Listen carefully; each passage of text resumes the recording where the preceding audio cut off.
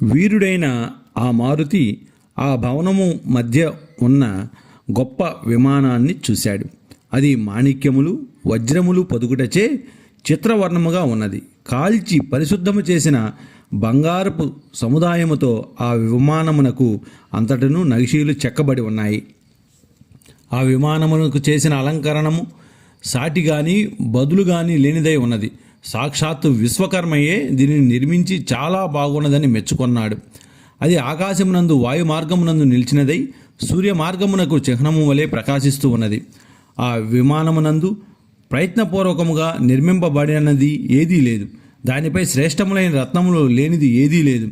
దానిలో ఉన్న విశేషముల దేవతల గృహములో కూడా నిశ్చితముగా ఉన్నవని చెప్ప వీలు లేదు. దానిలో గొప్ప విశేషము లేనిది ఏదీ లేదు. ఆ విమానము గొప్ప తపస్సు చేయుట చేతను పరాక్రమము చేతను సంపాదింపబడినది. దానిలో కూర్చున్న వారి అభిప్రాయమును అనుసరించి అది సంచరిస్తూ ఉంటుంది.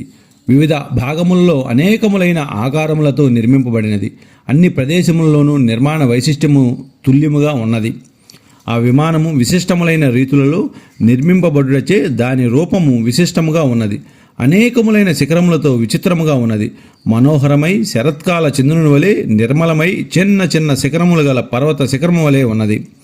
ఆ విమానమును కొండలములతో శోభిస్తున్న ముఖములు గలవారు, అధికమైన ఆహారము భుజించువారు, ఆకాశ సంచారులు అయిన రాక్షసులు, గుండ్రని కండ్లు, వంకర కండ్లు, విశాలములైన కండ్లు గల మహావేగవంతములైన వేల కొలది పిశాచాలు మోస్తూ ఉన్నది.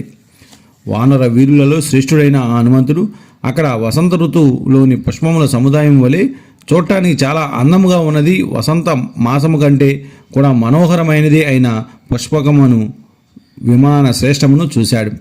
వాల్మీకి మహర్షి విరచితమై ఆదికావ్యమైన శ్రీమద్ రామాయణమునందు సుందరకాండలో 8వ సర్గ సమాప్తము.